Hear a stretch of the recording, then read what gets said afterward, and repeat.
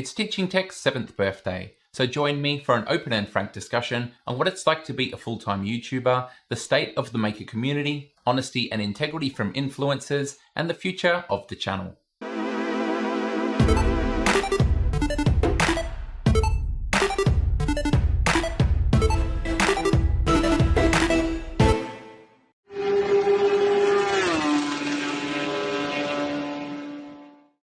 It's very rare that I actually talk about teaching tech as a channel. I pretty much do it once a year at this time of year for an easy video to close off the year.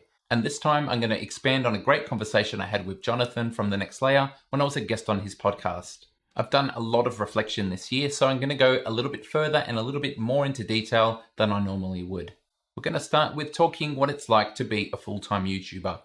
I often hesitate to tell people I meet in my life that I am a full-time YouTuber. It's a little bit of an obscure job, and the other reason is they have a lot of misconceptions. For instance, I might tell someone I'm a full-time YouTuber and they say, "Oh, that sounds great. What do you do? Like work two days a week and then just play games for the rest?" But if you think about it carefully at all, if this job had all of these perks and it was that easy, everyone would be doing it. So obviously it's a bit harder than that. Being on YouTube reminds me of my last job, which was a full-time technology teacher. And that is another job where people had a lot of misconceptions. They would look at the holidays, they would look at the technically on paper short hours, and I would make the same argument again. If it's such an easy job with all of these perks, then why don't heaps of people do it? Another question I always get is, how do you come up with the ideas for the videos? Well, that's actually the easy part. The hard part is not coming up with the videos. The hard part is coming up with the time needed to explore all of those videos.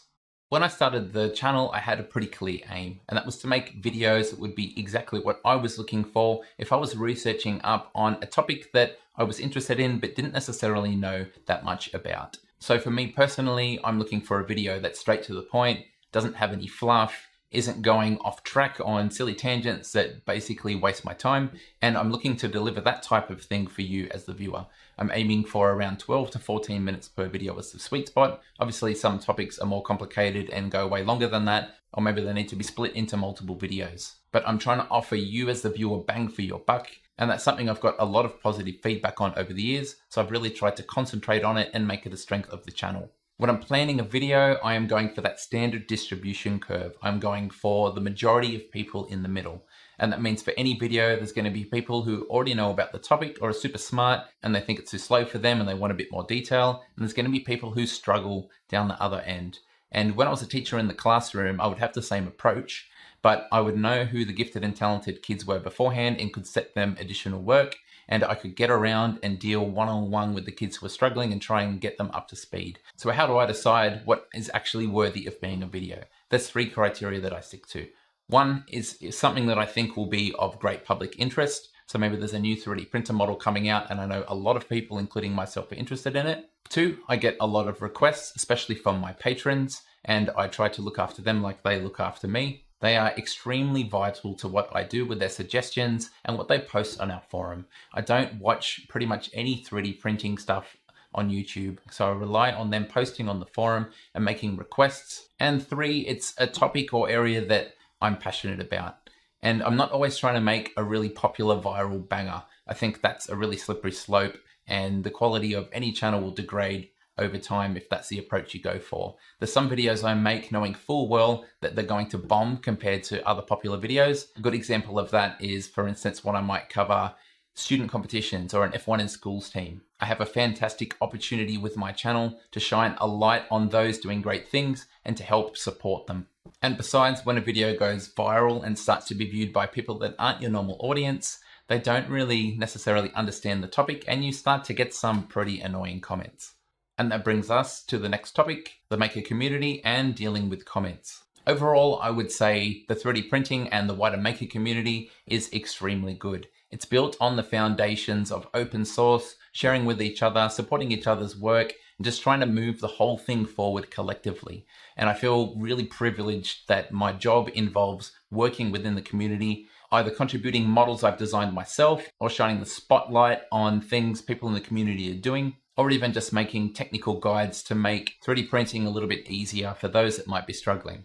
And keeping with that theme, I'd say the vast majority of comments I have on the channel are very positive as well. People are very kind in saying thank you, showing their appreciation for either myself or the work of someone that I'm featuring. Unfortunately, we are seeing more and more tribalism where you have to go for one brand or another and there's no in between. If I like this brand, you like that brand, that means I don't like you. And that's a really sad thing. And I think it really goes against the spirit of being a maker and what this whole community was built on.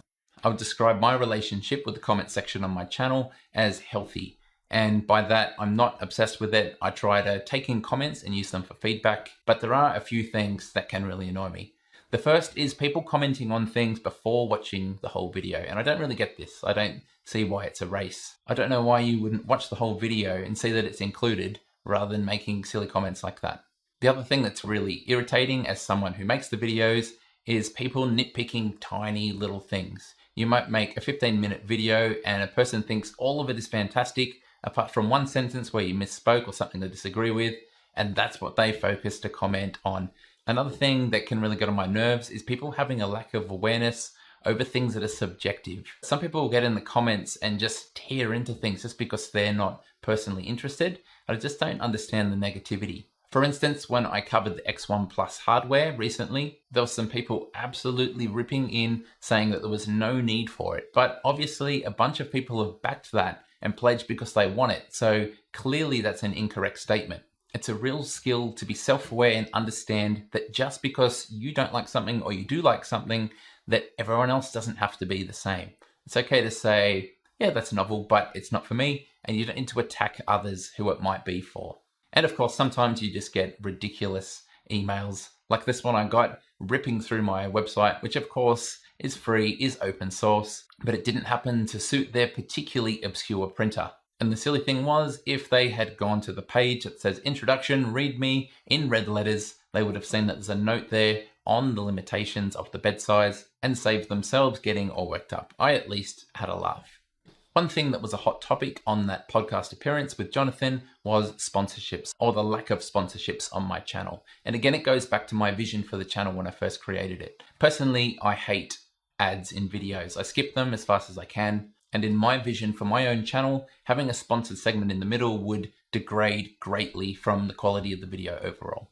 Now, I'm not trying to pick a fight with most of the channels that do have sponsorships. Everyone's situation is different. I'm fortunate enough that where I live in Australia and at my age of 42, I've been in the world long enough that between my wife and I, we have pretty comfortable living. The channel is 100% run by me, by myself. I do it out of my house. I don't have any overhead costs. So my situation is that I don't need to have sponsorships. I do, of course, have a wonderful filament sponsor in X3D.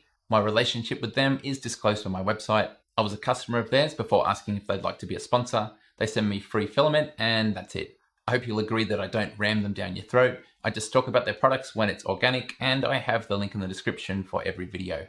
A hot topic over time has been honesty and integrity from 3D printer channels in terms of reviews and being honest and transparent. And this is something that's always been very important to me. If we look back at the blurb for the channel I wrote when I first created it, I'm proud to say that I've stuck to that. Trust is something that takes a long time to build with an audience.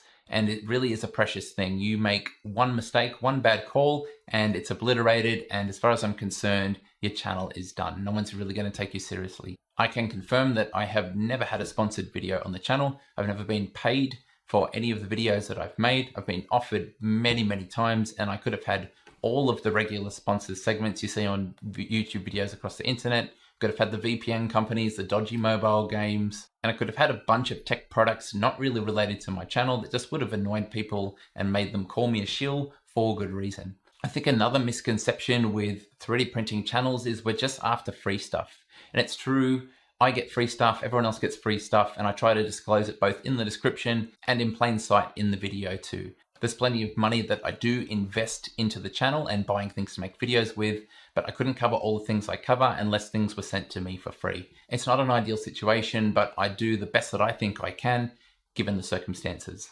Sometimes companies do try to sponsor you. For instance, I've had a dozen or so that I've had to refund and block on Patreon. I'm not saying they're doing anything untoward, they're just trying to support me, but as a policy, anyone who tries to give me money as a company, I don't accept it. I don't even open the email most of the time. Around this time, every year at Christmas, sometimes companies will send me random gifts. Again, I don't think they're trying to buy my favor. So for instance, one year Creality sent me this Great Wall brick. I've tried to Google translate this and I can't work out what I'm actually meant to do with it. I'm not sure if you're meant to dissolve it into water and stir it to make a drink, or I just don't know what it's for. Again, I have to give a big thank you to my patrons here. I've thought for a while now that one of the reasons that I don't have to have sponsored segments on my videos is because of the generous support of my patrons. So patrons, past and present, thank you very much. One trend I've noticed that really frustrates me, that as my channel has grown, I'm more likely to be called a shill, regardless of what I'm presenting. There's always a percentage of people that come out and disagree with me and imply that I'm a big channel, I only got this way from taking money on the side and doing all sorts of dodgy things. One of the arguments that these people make is that I have affiliate links. And like getting free things, affiliate links is something that a lot of people have. However, again, I think people overestimate exactly how important that is for me.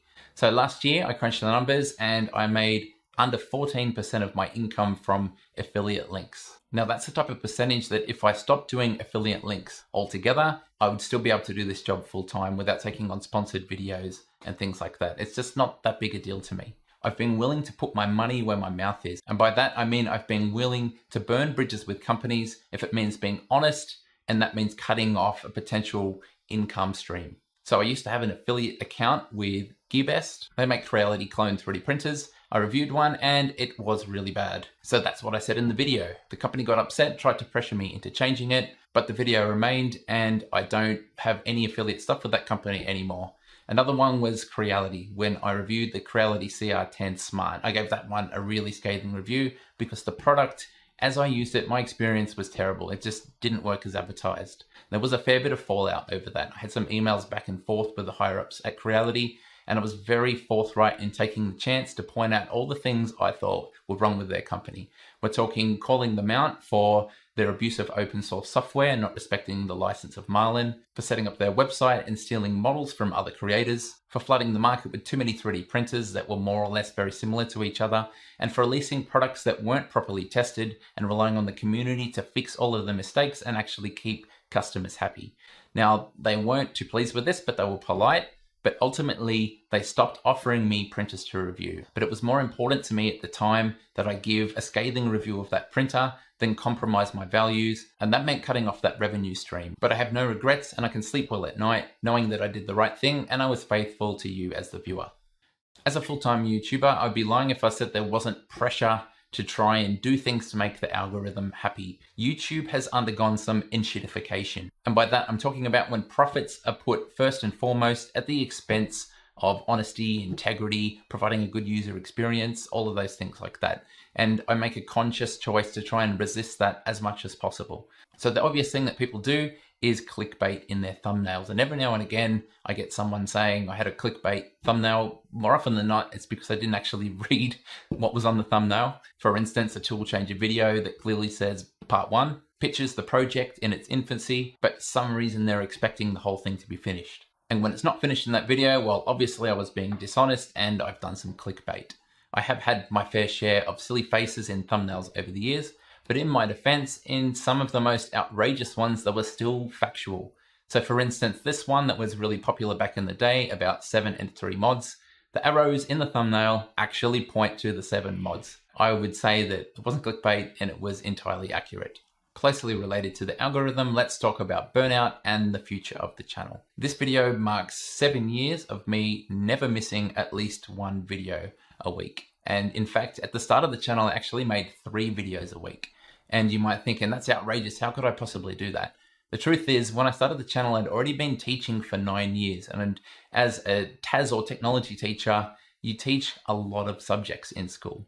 I started on YouTube making videos for students at 2 of my previous schools. And if you look at pretty much all of my early videos, I was simply remaking with a bit more polish videos that I already had on my old channels and things that I knew back to front because I had been teaching them for years.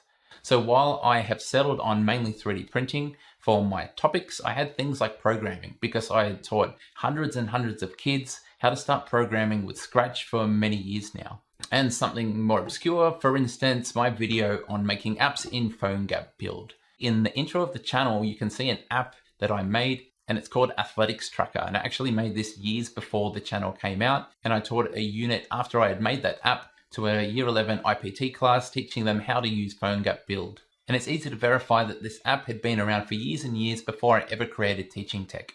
There was also a bunch of videos that I was making for my current classes and teaching. For instance, that whole first Onshape playlist was directly related to a unit that our year 8 technology classes were doing. So the videos might have been simple, but they still took a lot of time, and I was working full time, so that first year or two was absolute hell. I basically spent all of my weekends doing Teaching Tech, plus every afternoon and deep into the hours of the night. I remember some videos where I was particularly tired, and you can see it all over my face in the thumbnail. As time went on, I ran out of topics that I'd already covered before, and subsequently I've made less and less frequent videos over the years, settling on one per week. This self-imposed one video a week schedule can make things really tight for time. You would have noticed that I talk about long-term projects and the years are flying by and I just haven't started so many. You also might have noticed that when I made the recent video covering the printers that I actually use day to day, I had a pretty long to-do list for most of the printers on things I just haven't had time to get to. You'll also notice on things like the SV08 tool changer build that there's gaps in between things because those bigger, more complex things are hard to find time for and still finish whatever that week's video is. Same goes for those who are frustrated by the gaps in releases for my TT Racing channel. The truth is, with these demands that I put on myself, most of the time it gets to the weekend and I'm absolutely exhausted, and finding the motivation and time for any extra projects is just really hard to do. I'd say over the years, I've been flirting with burnout on and off. It's always on the horizon. It's always close. So after 7 years, I am absolutely ready for a break. So as I told my patrons recently, I'm going to take all of January off. And this is going to be my first chance to have an actual holiday in all of that time. I've had COVID. I've been overseas for F1 in schools. I've had family events. But before any of these things, I've always had to work twice as hard to get the videos ready and then schedule them. So I haven't actually been able to completely just let it go from my mind, unwind and relax. The other thing that I'm going to drop from next year is the one video a week. I'm pretty efficient at making videos, so maybe it ends up being close to that anyway. But those times where I was doing something really technical, it wasn't really working out and it became really stressful, I'm going to be a bit kinder to myself and I'm just going to say, no video this week. I'm just going to finish this and give it the time it needs. I'm also hoping that I can start to finally get through that backlog of larger projects if I give myself more time to make them. And I'm also hoping that I can just clean up in here. Behind the camera, there's so many projects and different items just stacked all over the place. So I'd like to get my life and my room in order by making this change to how I do things. So that's going to wrap things up. I hope you didn't mind me rambling too much. I'm really excited about having a break and recharging my batteries. And then no doubt by the end of that, I'll be super enthusiastic about getting back and presenting all the latest and greatest from 3D printing. Because with this amazing community we have, there's always people working on new and exciting things and willing to share them with others to move the whole hobby forward. So another big thank you to my patrons. Thank you for watching. I wish you a happy holidays and hope that, like me, you're going to find the time to relax and do some things that you've been waiting to do all year. That's it from me. Thank you all for your support and I'll see you in February. G'day, it's Michael again. If you like the video, then please click like. If you want to see more content like this in future, click subscribe and make sure you click on the bell to receive every notification. If you really want to support the channel and see exclusive content, become a patron. Visit my Patreon page. See you next time.